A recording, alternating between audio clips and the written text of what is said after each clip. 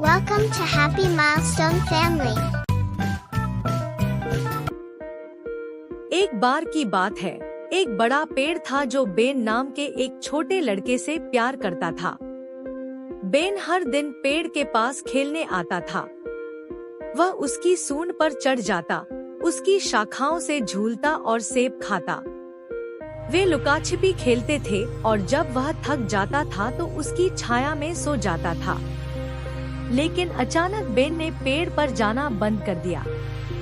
कुछ साल बीत गए। पेड़ उदास था। अब बेन बड़ा हो गया था।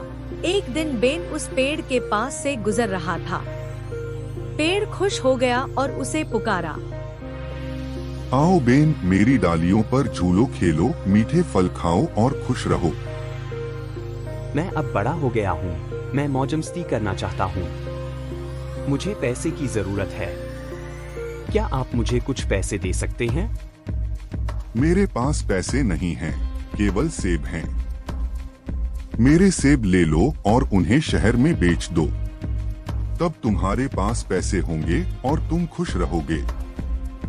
इसलिए बेन पेड़ पर चढ़ गया और सेब इकट्ठे करके अपने साथ ले गया।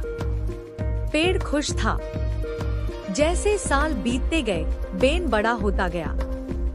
फिर एक दिन वह पेड़ के पास वापस आया और पेड़ खुशी से हिल गया और उसने कहा, आओ बेन, मेरी डालियों पर झूलो, खेलो और खुश रहो। मैं अभी बहुत व्यस्त हूँ। मुझे एक घर की जरूरत है। मुझे शादी करनी है और परिवार बसाना है और एक घर की जरूरत है। क्या आप मुझे एक घर दे सकते हैं? मेरे पास तुम्हें देने के लिए कोई घर नहीं है, लेकिन तुम मेरी शाखाएं काटकर घर बना सकते हो।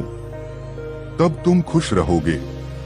बेन ने उसकी शाखाएं काट दी और अपना घर बनाने के लिए ले गया। पेड़ खुश था। बेन काफी समय तक दूर रहा और जब वह एक दिन फिर वापस आया तो पेड़ खुश हुआ और कहा, बेन, आओ मेरे साथ खेलो। मैं खेलना नहीं बल्कि शहर तक आने जाने के लिए एक नाव चाहता हूँ। क्या आप मुझे एक नाव दे सकते हैं? बेन, तुम मेरी सूंड काट दो और एक नाव बनाओ, फिर तुम नाव का उपयोग कर खुश रहें। बेन ने सूंड काट दी और उसे अपनी नाव बनाने के लिए ले गया और पेड़ खुश था। काफी साल बाद बेन दोबारा वापस आया और वह मुश्किल से चल पा रहा था। ओह बेन, मेरे पास तुम्हें देने के लिए कुछ भी नहीं बचा है। मेरे सेब खत्म हो गए हैं। मेरे दांत सेब के लिए बहुत कमजोर हैं। अब मेरी शाखा नहीं है। तुम नहीं खेल सकते। शाखाओं पर झूलने के लिए बूढ़ा हो गया हूँ। मेरी सूंड चली गई है, तुम नहीं चढ़ सकते। मैं चढ़ने के लिए बहुत थक गया हूँ। काश मैं तुम्हें कुछ दे पाता। मेरे पास कुछ भी नहीं बचा है। मैं तो एक पुराना लकड़ी का लट्ठा हूँ। मुझे अब बस बैठने और आराम करने के लिए एक शांत जगह चाहिए। मैं बहुत थक गया हूँ। पेड़ खुश हो गया। मुझे खुशी है कि मैं कुछ मदद कर सकता हूँ।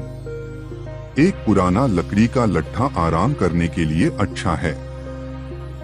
आओ बेन, बैठो और आराम करो। बेन ने भी ऐसा ही किया और पेड़ खुश था।